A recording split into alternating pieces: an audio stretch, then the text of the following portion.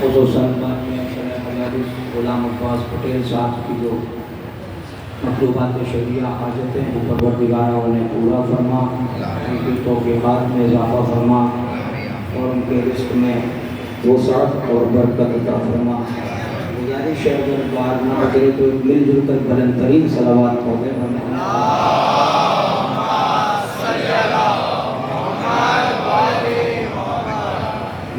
نوجوانوں سے درخواست کروں گا تھوڑا ابتدا میں ہی آپ ذرا تھوڑا آگے تشریف لے آئیں۔ ڈاکٹر صاحب تھوڑا سا آپ کی زحمت فرمائیے۔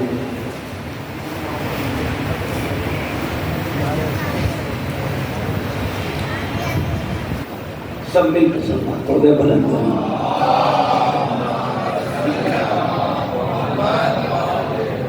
حضرات گرامی قدر جو کل چاندرات کی مجلس میں جو مختصر سا بیان تھا وہاں سے مربوط کرنا چاہ رہا ہوں۔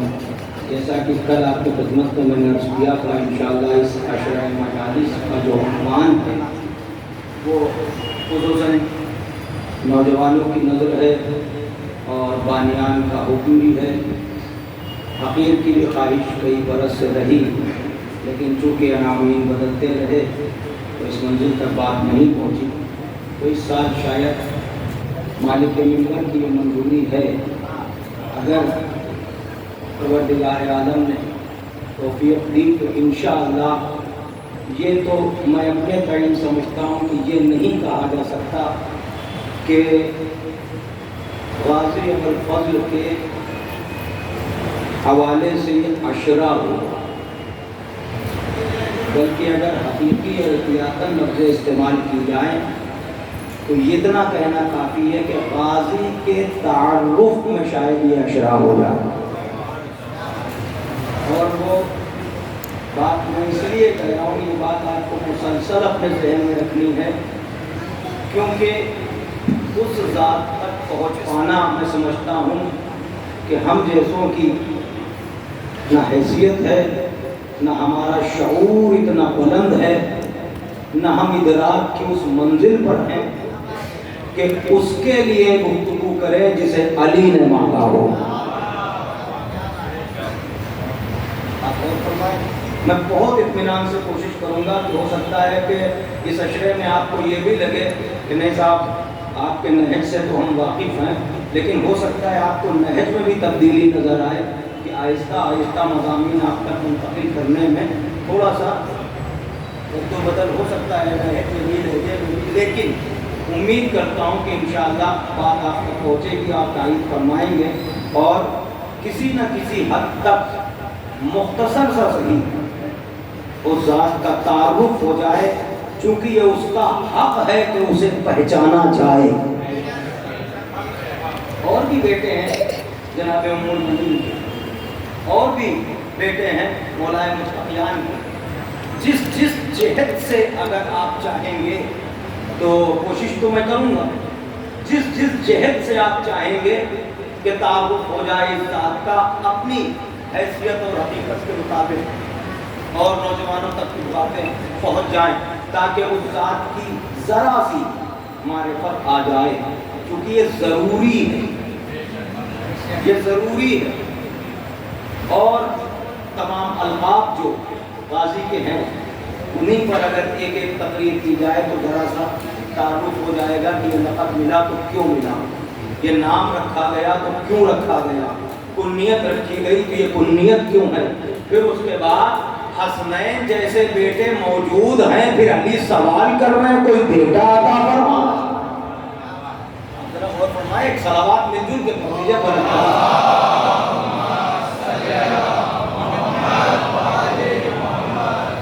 تھوڑا سا آمادہ رہیے گا، اور تھوڑا سا میں یہ بھی کہہ دوں ابتدا میں کہ تھوڑا سا ساتھ دیتے چلیے گا تاکہ گفتگو کے درمیان کوئی خلل واقع نہ ہو، مجھے یہ لگے کہ آپ تک بات پہنچ رہی ہے اور آپ آمادہ۔ پھر میں کوشش کرتا ہوں اس کرنے کی کہ آپ سمجھیں کہ نور سے رابطے میں رہنے سے، میں نے عرض کیا تھا نا کہ نور کے رابطے میں جو آ جائے اس کا مقدر چمک جاتا ہے، اس کی زندگی سنور جاتی ہے، یعنی نور کے رابطے میں اگر ایک کرن بھی جا کے تمہارے نظروں سے گزرتی ہوئی تمہارے دل تک اتر جاتی ہے ایک کرن، تو جہنم میں جانے والا ایک رات میں جنت میں آ جاتا ہے۔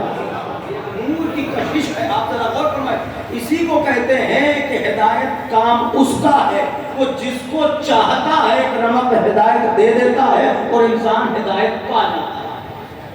ذرا غور فرمائیے گا۔ اب یہ اسی لیے یہی یہاں سے بھی ایک صرف ہے اور ایک محض یہ بھی ہے کہ زبردستی تبلیغ کا کوئی نتیجہ نہیں نکلتا کہ آپ سب کو مطلب ایک طرح سے سوچیں کہ زور و زبردستی، اسلام میں پہلے ہی زبردستی نہیں ہے، لا اکراہ فی الدین، یہ تو مرضی کا سودا ہے۔ اگر تلوار کے زور پر سجدہ کرانا ہوتا تو حیدر کرار کافی تھے، جو کہنا تھا وہ کہہ دیا آپ نے۔ تلوار کے زور پر اگر اسلام منوانا تھا تو وہ معاملہ ہو چکا ہوتا، مگر نہیں۔ جناب ابراہیم نے بھی جب سر جھکوا دیے تو آواز دی پالنے والے، سر جھکانا میرا کام تھا، دل جھکانا تیرا کام ہے۔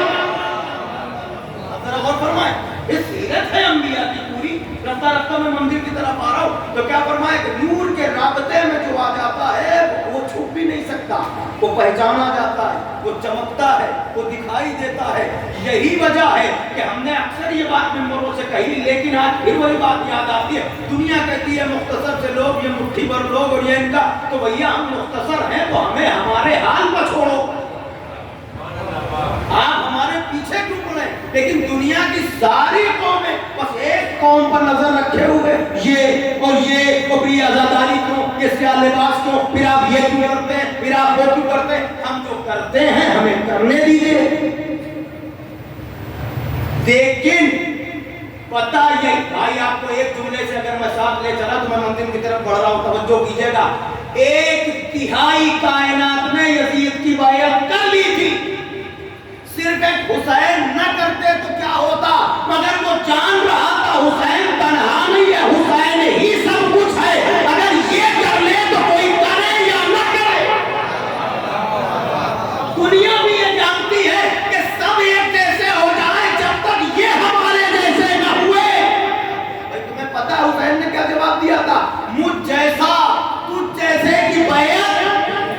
اب اس سے زیادہ میں کیا عرض کروں، مائک ہے، ممبر ہے، آن لائن ہوں، وہ آوازیں بلند کہہ رہا ہوں۔ ارے جو پوری دنیا میں سپر پاور کہلا رہا ہے تو سوچ یہ رہا تھا کہ جیسے سب میرے قبضے میں ہے یہ بھی آ جائے، مگر اسے خبر نہ تھی کہ ان کی رگوں میں وہی خون ہے جو ہے میرے۔